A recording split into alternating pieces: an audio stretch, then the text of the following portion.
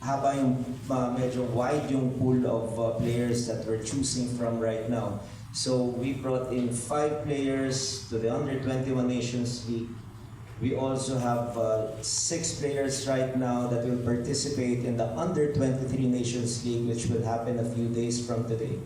So we're looking at around 12 to 15 players in this particular age group that we will be practicing together and we'll work together, and hopefully that is enough for us. But once we identify a particular tournament, yung pool na yon will be playing under one system. The chemistry is already set in place, and hopefully they can always compete at a very high level. Not just in the Asian level, we're looking at the world level right now. So what we're saying is there are 3 levels that I'm always looking at: the Southeast Asian level, the Asian level, and the world level. So probably at this point, to be quite honest with you, we're probably competing in the Asian level. But the World Cup in Under 23, which will happen in Wuhan, China, will be one of the best 23x3 teams in our age group. So that is really raising the bar a few notches higher. Okay. The Pera Sports Corner PH People's Journal tonight with PTV Sports Network. Sa mga players naman ang tatanong ko, kamusta ang consistency, kamusta ang gelling, at of course yung pakikisama ninyo sa bawat laro against those na Asian counterparts na nakalaban ninyo, and then naswerte kayo dahil nakakuha kayo ng conference title. I talk to the players, please. Maganda naman po, at saka yung sa mga player naman po, masaya po kami dahil may nakilala po kami bagong mga player. Para sa amin naman po, sila po yung hindi po sila basta-basta nakakalaban, at lalo na masaya po kami nakilala sila. When it comes sa other players ng ibang country, I think malaking tulong siya sa amin as team na makalaban sila since ibang country sila.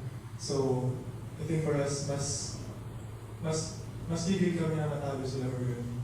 Pero outside the court naman, okay naman yung pakikisama namin. I mean, after nga ng tournament, yung Japan, 2 players ng Japan pumunta sa room namin for Rangers as well. I think that's a big thing for us as kamarada sa team between Philippines and Japan basketball. Siyempre po pumunta po kami doon na hindi pa namin alam ng mga players ng ibang countries, and siyempre expect na din po namin na malalakas din po yun kasi selected teams nga po nila sila sa countries po nila. At siyempre malaking experience po sa amin yung makalaban po yung mga players na yun, and it will help us individually, and like Coach Ryan said, malaking tulong po sa amin sa 5-on-5 po yun. Okay, last question for me. How do you see yung tatlo nating players na nag-stand out nga doon sa FIBA as sabihin natin future stars sa Philippine 3x3, and maybe someday nakaukit na ang kasaysayan ng participation natin sa Worlds itong mga batang ito, at meron ba kayong mga ibang may potential din na isasama na rin sa additional pool? Thank you. Thank you. It is a good starting point for us.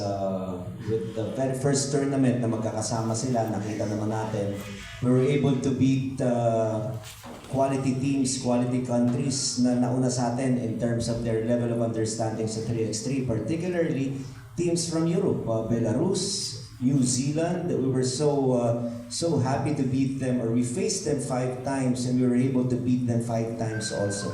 So that is really quite a feat. And also Japan, which is a proud 3x3 country, also were able to beat them 4-2, if I'm not mistaken, Coach JJ. We won 4 times and we lost 2. So maganda yung percentage. We played a total of 17 games in that tournament, and our record was 14 wins and 3 losses. So in terms of winning percentage, it is something that we are really, really proud of.